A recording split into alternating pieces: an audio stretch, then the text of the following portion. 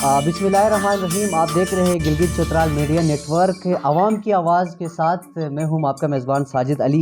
नाजरीन, इस वक्त हमारे साथ मौजूद है हमारे प्रोग्राम में आवाम की आवाज़ में जनाब राजा बुलबुल नादिर साहब। राजा बुलबुल नादिर साहब गिलगित बल्तिस्तान और बिलखुसूस यासीन की सियासी जो मैदान में एक अहम किरदार अदा कर रहा है।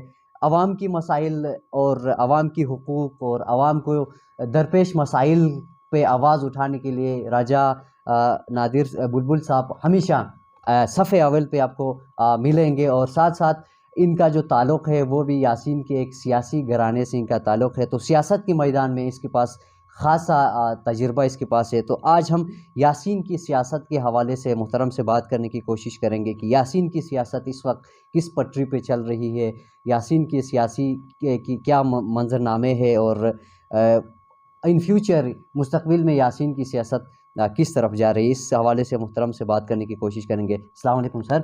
वालेकुम सलाम साजिद भाई, बहुत शुक्रिया। बहुत शुक्रिया आज की प्रोग्राम के लिए वक्त निकालने का।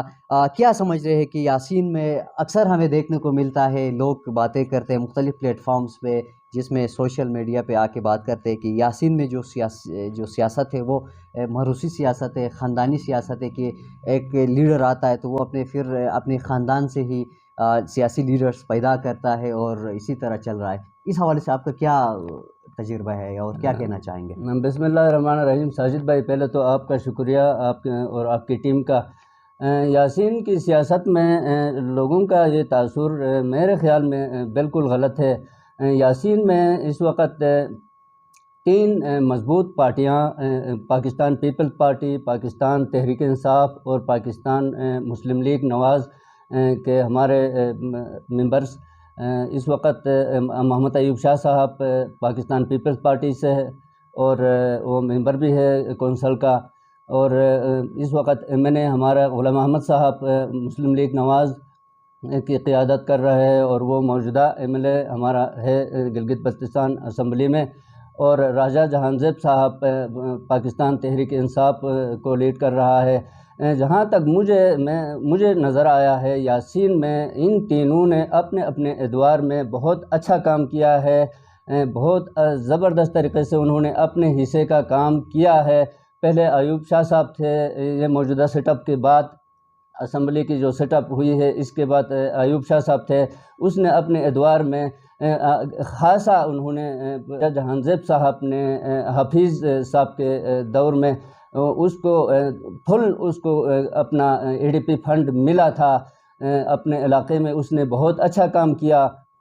उसके फंड में कोई कटौती नहीं हुई, हालांकि वो अपोजिशन में थे, लेकिन यासीन में उसने खातिर ख़्वाह उसने काम किया। फिर अभी हमारा गुलाम अहमद साहब आए हुए हैं, उसने भी अपने हिस्से का काम, उसको तो 3 दफ़ा मौका मिला है लेकिन तीनों दफ़ा उसने अपना हिस्से का काम बढ़ चढ़ कर किया है मेरे नज़र में। दूसरी बात, यासीन में मारूसी सियासत का आपने ज़िक्र किया साजिद भाई, मुझे तो ऐसा कोई नज़र नहीं आया है। जिस तरह राजा जहांज़ेब साहब राजपूत फैमिली से है और इस के साथ सपोर्टर मुझे बेगल फैमिली से भी बंदे नज़र आए हैं और इसको सपोर्ट करने वाले हमारे राणा फैमिली, जोंदरे फैमिली जो है गुलाम अहमद साहब के फैमिली के बहुत सारे लोग इसको राजा जहांज़ेब साहब के साथ पाकिस्तान तहरीक इंसाफ को अभी भी सपोर्ट करते हैं।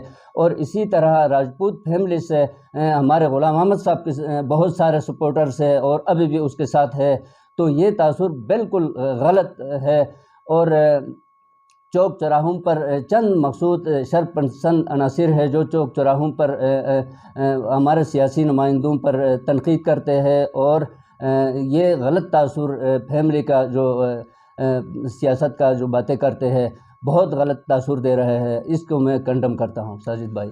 साथ साथ यासीन में जब सियासी जो माहौल आना शुरू होता है या इंतखाबात नज़दीक आते हैं तो कुछ ऐसे हमारे सियासी लीडर्स हैं जो कि मौसमी परिंदों की तरह आते हैं, इलेक्शन लड़ते हैं, जो ही हार जीत का फैसला होता है तो फिर इलाके से गायब रहते हैं। फिर ये सिलसिला इसी तरह कई सालों से जारी है। वो है क्या, बेसिकली क्या करना चाहते हैं वो?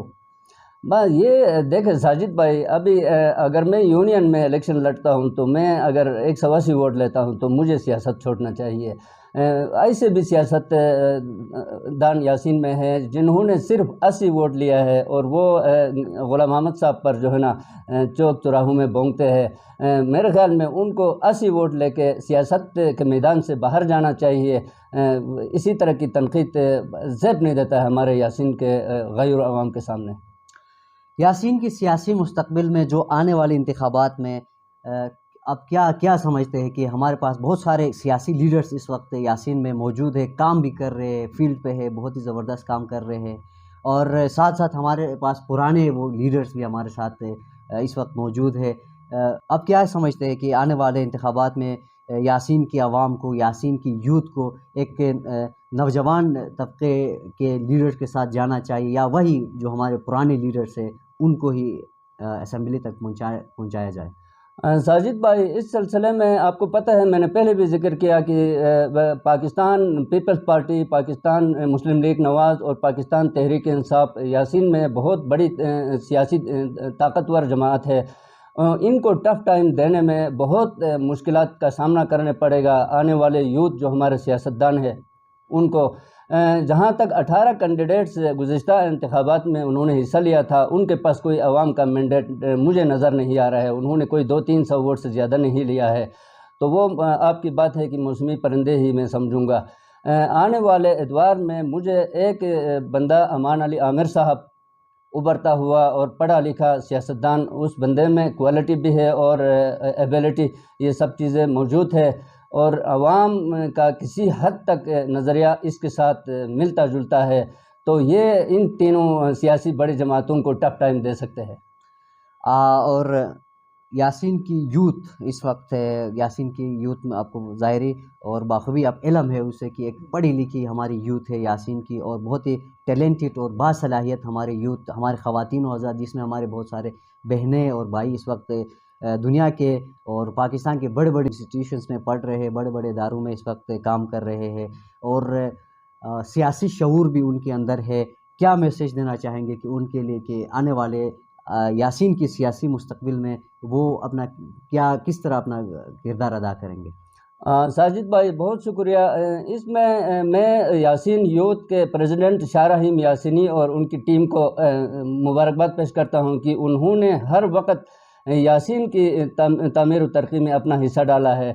جس طرح یہ سپورٹس کے میدان میں آپ کو پتہ ہے، اور جس طرح ثقافتی جو ہمارے ماکوڑی فیسٹیول سے لے کے ونٹر سپورٹس کا جو انعقاد انہوں نے گزشتہ دنوں میں یاسین میں کیا، اس کے بعد فٹ بال چترال پریمیئر لیگ تک انہوں نے اپنا حصہ ڈالا ہے۔ یوتھ مبارکباد کے مستحق ہے، لیکن بدقسمتی سے میں ایک بات ایڈ کرنا چاہوں گا کہ یاسین میں منشیات کے نام پر ایک لعنت ہے جس کو ملوث ہے، اور بدقسمتی سے جو ہے نا یہ اس لعنت سے بچنے کے لیے کوئی خاطر خواہ کوئی کام نہیں ہو رہا ہے۔ میرے خیال میں اس کی روک تھام میں بھی یوتھ اپنا حصہ ڈالے تو بہت اچھی بات ہوگی۔ بہت شکریہ پروگرام کے لیے وقت دینے کا، تھینک یو۔ بہت شکریہ ساجد بھائی، آپ اور آپ کی ٹیم کو میں ایک بار پھر شکریہ ادا کرنا چاہوں گا۔ تھینک یو سو مچ۔ ہمارے ساتھ موجود تھے بلبل نادر صاحب، جو کہ ایک سیاسی نمائندہ ہونے کے ساتھ ساتھ گلگت بلتستان عوامی ایکشن کمیٹی کے بھی حصہ اور رکن ہے، اور بہت ہی زبردست کام کر رہے ہیں۔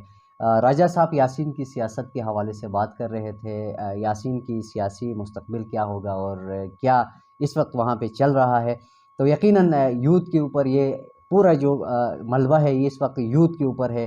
یوتھ نے ہمارے یاسین کی تمام چیزوں کو سنبھالنا ہے، جس میں راجہ صاحب نے بات کی کہ ونٹر سپورٹ فیسٹیول ہو، تمام چیزوں میں ہماری یوتھ آگے ہے، کیونکہ میں نے شروع میں بھی بتا دیا کہ ہماری یوتھ بہت ہی کمپیٹنٹ، ٹیلنٹڈ اور بہت ہی اسکلفل ہے اور باشعور ہے، ہر چیز کا ان کو علم ہے۔ صرف ہم نے میدان میں ایک یونٹی بنا کے ایک ساتھ مل کے آگے چلیں گے تو ہم یاسین کی تعمیر و ترقی میں اپنا بہترین کردار ادا کر سکتے ہیں۔ ساتھ ساتھ یاسین میں جو معاشات کی جو لعنت کے ہیں ان کو، یہ بہت ہی تیزی کے ساتھ پھیل رہا ہے۔ اس وقت تمام یوتھ اس میں انوالو ہے، اور ساتھ ساتھ ہماری یاسین پولیس کی یہاں پہ ہم اگر تعریف نہ کریں تو وہ میرے خیال میں مناسب نہیں ہوگا۔ بہت ہی بہترین کام کر رہے ہیں، اور اس چیز کی روک تھام کے لیے وہ ہر پلیٹ فارم پہ اور ہر جگہ جا کے اس چیز کو کم کرنے میں اپنا کردار ادا کر رہے ہیں۔ پروگرام عوام کی آواز کے ساتھ آپ نے میزبان ساجد علی کو دیجیے گا اجازت۔ اللہ حافظ۔